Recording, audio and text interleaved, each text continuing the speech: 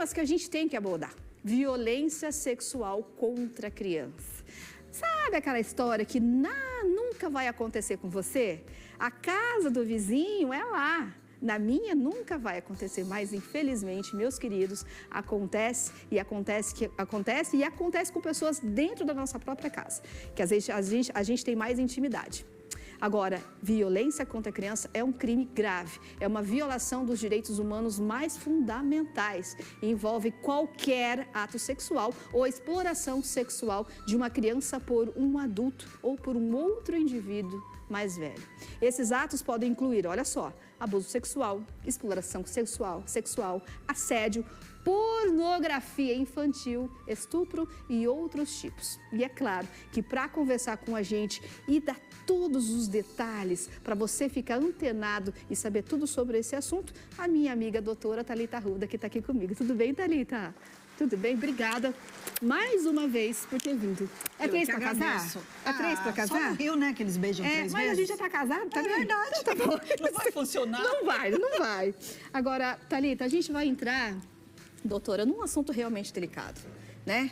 E assim, para você abordar isso dentro de casa, quando você já tem uma situação, realmente é muito difícil. Muito. Né? E inclusive, gente, nós tivemos essa semana um caso aqui em Maringá, que um senhor de 63 anos, ele foi preso porque no celular dele tinha fotos de uma menina de 12, 13 anos e ele oferecia dinheiro e outras cositas a mais para essa criança, né? E na casa dele, doutora. Isso. E fornecer favores sexuais, né? Como a doutrina chama, que de favor não tem nada porque é uma violência gigantesca. Isso aí. Na verdade, Kelly, essa história dessa menina, ela é um pouco menos recorrente do que a violência sexual contra as nossas crianças no local mais perigoso que elas poderiam estar, que é dentro da própria casa. Isso é muito triste, mas é a realidade. Nós tivemos só no ano de 2023 mais de 20 mil denúncias de violência sexual contra a criança. É muita coisa.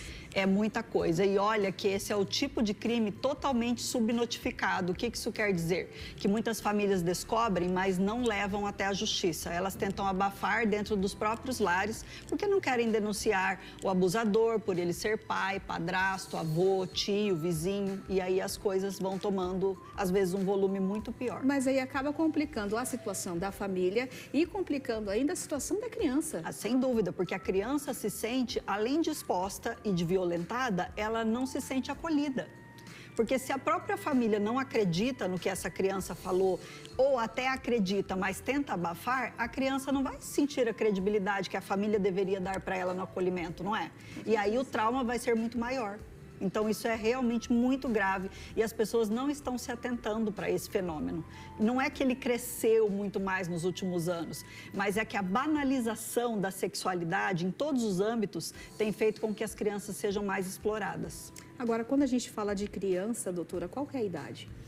Olha, criança a gente considera até 11, 12 anos, que é antes daquela fase pré-púbere, que é quando os pelinhos nascem, quando começam a se formar os órgãos genitais com mais volume, né? Eles já estão formados, mas eles se avolumam, a menina começa a ter seios e ela deixa de ser criança, mas passa a ser adolescente. Então, antes dos 14 anos, todos eles são considerados vulneráveis por excelência, mas dos 14 aos 18 ainda são jovens adolescentes menores de idade. Agora, doutora, para essas mães que estão em casa, o que fazer? Porque assim, a gente tem uma... Eu vou falar gente, porque eu conheço algumas pessoas que se envolvem com outras pessoas, com outros homens ou até com outras mulheres, e por carência. Sim. Né? Coloca uma terceira pessoa dentro de casa, sem saber quem é. Muito rapidamente, Muito rapidamente. E o que fazer? Como que essa mãe pode se atentar aos fatores que está acontecendo ali, se por acaso estiver acontecendo algo? Olha, Kelly, duas coisas são importantíssimas. Antes de falar a segunda, que é em relação à própria criança, eu vou falar da primeira. Que é essa mulher ou esse homem, que é claro, em muito menos casos, né, é mais raro, mas a mulher, ela precisa fazer uma pesquisa, gente. Faz uma pesquisa prévia, entra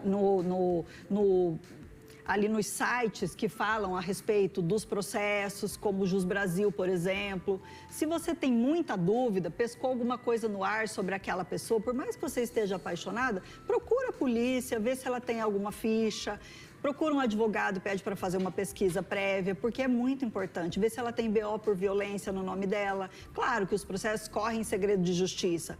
Você não vai conseguir fazer uma pesquisa vasta e descobrir tudo sobre a vida daquela pessoa, mas você consegue indícios. Se você verificar que ela tem processos, por exemplo, por violência sexual, você não vai nem querer saber mais dessa pessoa, pelo menos eu espero, né?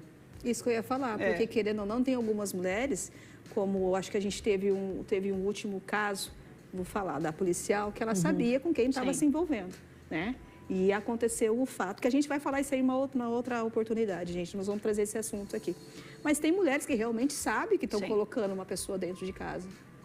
E algumas até, Kelly, por mais doloroso que pareça, elas ouvem o relato das filhas ou filhos e não acreditam ou fazem de conta que não.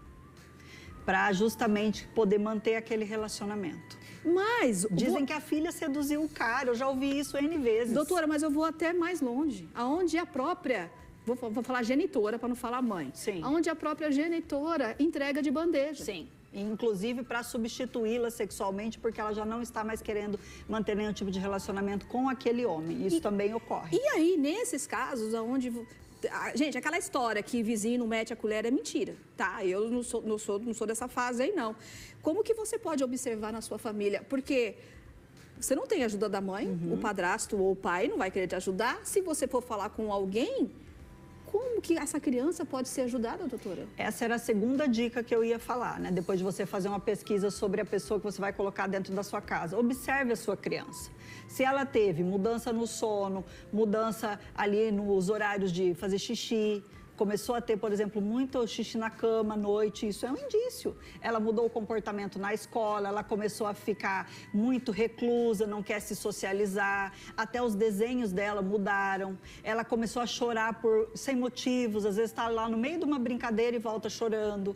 Ou se alguém expõe a ela uma coisinha muito banal, que ela tiraria de letra em outra ocasião, ela se sente muito magoada porque a ferida está aberta. E a criança, ela se sente suja, ela se sente culpada por aquele abuso. Ela não acha que a culpa é do abusador, ela acha que a culpa é dela. Agora, nesses casos, eu acredito que o mais importante, a pessoa que mais auxilia, doutora, é a escola. Sem dúvida.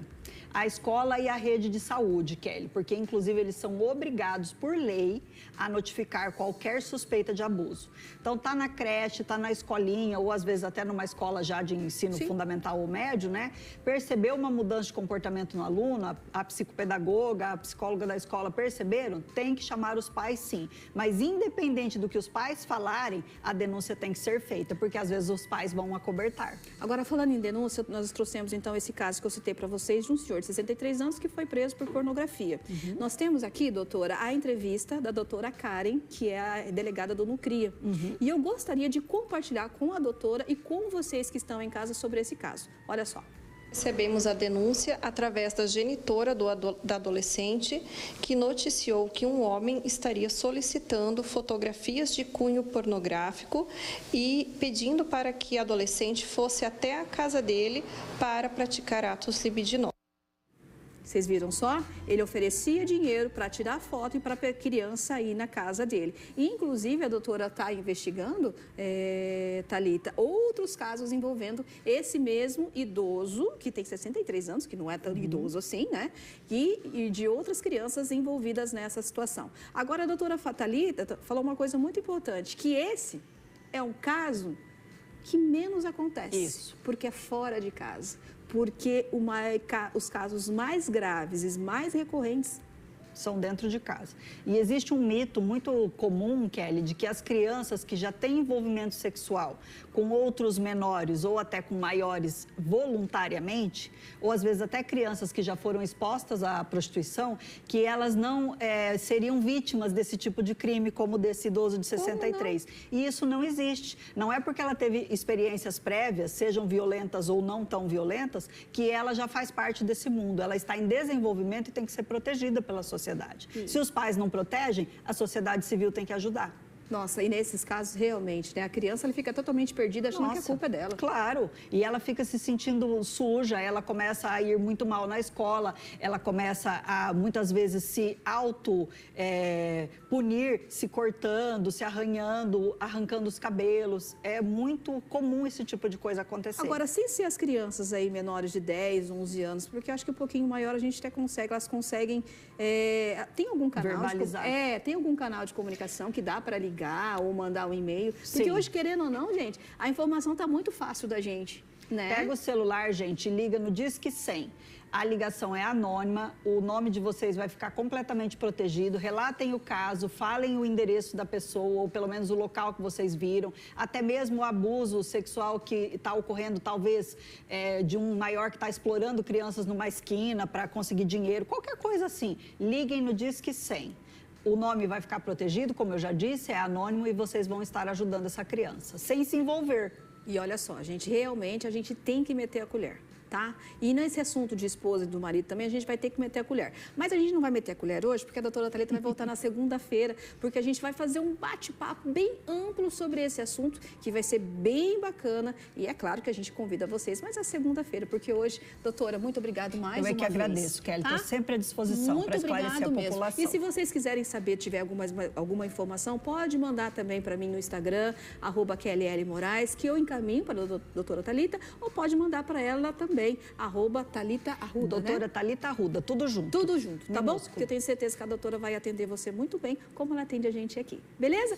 Agora eu vou para o intervalo comercial, daqui a pouquinho eu volto, mas a gente tem uma outra entrevistada que eu já falei para vocês, uma mestra, um orgulho da minha vida, não minto de falar isso, e ela vai estar aqui contando o que ela está fazendo agora, porque ela foi repórter e trabalhou mais de 28 anos, né, que ela falou, né?